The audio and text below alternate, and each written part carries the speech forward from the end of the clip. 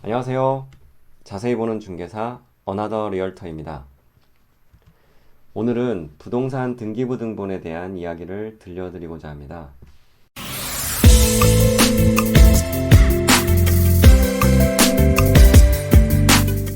우리가 부동산 매매 계약이나 임대차 계약 또는 경매 투자 시 우선적으로 봐야 할 것이 있다면 그건 무엇일까요?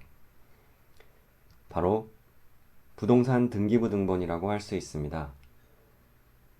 부동산을 투자하는 데 있어서 너무나 기본 중의 기본이지만 많은 분들이 어려워하시고 무엇을 보아야 하는지 모르시는 분들이 많이 계십니다.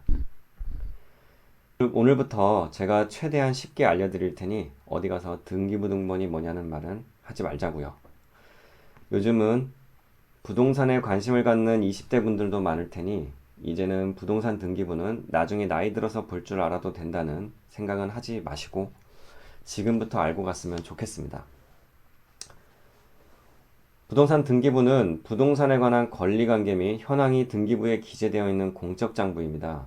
대표적으로 대상 부동산의 지번, 지목, 구조, 면적 등의 현황과 소유권, 저당권, 전세권, 가압류 등의 권리 설정 여부를 알 수 있습니다. 부동산 등기부에는 이런 토지 등기부, 건물 등기부, 그리고 집합건물 등기부가 있고 각각 표제부, 갑구, 을구로 구성이 되어 있습니다. 일반적으로 표제부에는 부동산의 소재지와 그 현황이 나와 있는데요. 이렇게 건물 등기부를 예로 들었을 때 표제부에는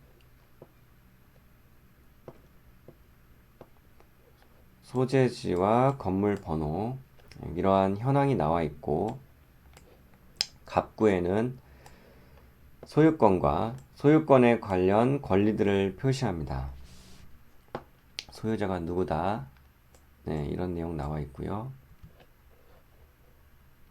그래서 누가 그 부동산을 소유하고 있는지 또는 이렇게 부동산에 압류 등이 있었으면 가압류 이런 내용들이 또 나와 있기도 합니다. 그리고 을구에는 소유권 이외의 권리사항을 표시하는데요. 소유권 이외의 권리 예를 들면 은행에서 대출받은 근저당권 설정한 내역 등이 이렇게 표시가 됩니다. 그렇다면 소유자가 누구냐에 대한 갑구가 비어있는 경우는 없을 것이고요. 을구는 근저당권 설정 등이 없을 경우에는 이 을구라는 비어있을 수가 있겠죠. 그리고 좀 더 간단히 빠르게 등본을 훑어보고자 할 때는 이렇게 주요 등기사항 요약을 맨 뒷장에 있는 부분을 참고하셔서 소유 현황에 대해서 보시고 또 저당권이나 전세권 등의 사항에 대해서도 빠르게 파악을 하실 수가 있게 됩니다.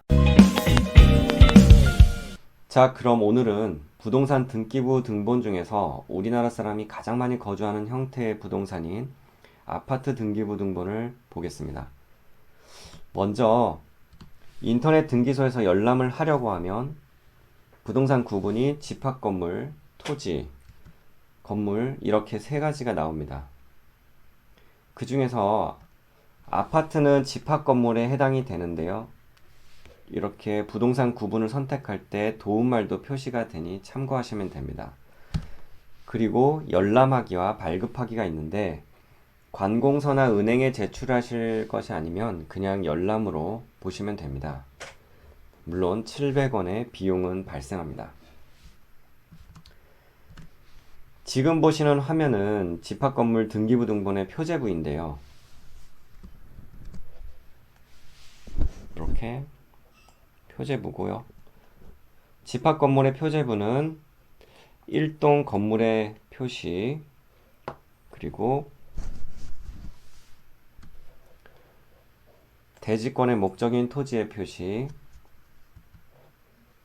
전유 부분의 건물의 표시 마지막으로 대지권의 표시로 나뉘게 됩니다. 다시 표제부를 하나씩 보면 먼저 1동 건물의 표시라고 되어 있습니다. 이 부분은 아파트 한 동에 대한 내용입니다. 등기한 순서와 접수 날짜가 나오고 그 아파트의 위치, 이름, 동 번호 등이 표시가 됩니다. 해당 동이 무엇으로 지어졌는지, 철근 콘크리트죠, 또 지붕은 슬래브 지붕, 그리고 총 층수와 한 층의 면적이 대략 얼마나 되는지가 이렇게 각각 표시가 됩니다. 다음은 대지권의 목적인 토지의 표시입니다. 쉽게 말해서 아파트 한 동이 닿아 있는 땅, 그 대지에 대한 내용을 표시한 부분이라고 보시면 됩니다. 이렇게 아파트 한 동이 있을 때 이 아파트 한 동이 닿아 있는 이 땅 대지 부분입니다. 여기에는 그 토지의 소재지, 지번, 그리고 토지의 지목이 나옵니다. 지목은 이 땅의 용도, 즉 어떤 목적의 땅인지가 나옵니다. 예를 들어 대지면 대, 도로, 하청, 공원 이런 내용들이 나오는 거죠. 다음으로는 전유 부분에 건물의 표시가 있는데요. 이제부터가 내가 사는 집 한 개 호수에 대한 내용입니다.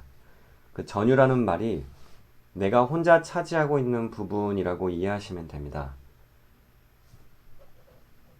건물 번호에는 해당 집의 호수가 나오고요. 역시 건물이 무엇으로 지어졌는지, 철근 콘크리트죠. 그리고 몇 제곱미터짜리 집인지가 나옵니다. 여기서 나오는 면적이 전용 면적이에요. 다음으로는 대지권의 표시라는 부분이 있는데요. 여기는 우리 집 한 개 호수에 해당하는 대지, 즉 땅에 대한 내용입니다. 마찬가지로 이런 아파트가 있을 때 우리 집에 이렇게 한 호수가 있을 텐데요. 이 한 개 호수가 이 건물이 지지하고 있는 이 땅에서 얼마나 부분을 차지하고 있는지를 나타내주는 부분이라고 볼 수 있습니다. 우리 집이 10층이어도 그 아파트 한 개 동이 대지 위에 있는 한 우리 집에도 땅의 지분은 존재한다는 것이죠. 대지권의 비율은 1동 건물에 속한 토지 중에서 해당 전유 부분이 차지하는 지분 비율을 의미합니다.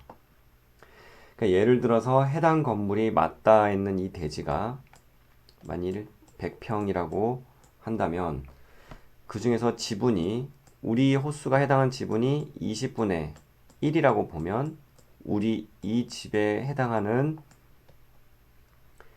그 한 개 호수에 해당하는 땅의 면적은 5평이 되겠죠. 그래서 앞서 보신 것처럼 요 두 개의 대지 면적 부분을 합한 값이 요 부분입니다. 그래서 25218분의 3271, 그럼 25218 곱하기 25218분의 3271 하면 이 부분이 이 해당 호수의 대지 면적이 되겠죠. 그래서 32.71 제곱미터가 됩니다. 약 9.8평 정도가 이 호수의 대지권 면적이, 대지 면적이 되겠습니다. 네, 오늘은 집합건물 표제부 부분에 대해서 한번 알아보았습니다. 이제 각자 살고 있는 집의 부동산 등기부 등본을 한번 열람을 해보시는 건 어떨까요? 부모님과 함께 살고 있어도 한번 띄워보는 것도 경험상 도움이 될 거라고 생각합니다. 다음 시간에는 집합건물 갑구, 을구 부분에 대해서 한번 보도록 하겠습니다. 저는 이제 막 유튜브를 만들어 보고 있는 유린이라고나 할까요?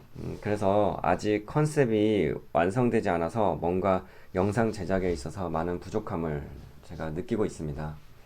그래서 앞으로 차근차근 발전해 보도록 하겠고요. 다음에 또 다른 정보로 찾아뵙도록 하겠습니다. 지금까지 어나더 리얼터였습니다. 감사합니다.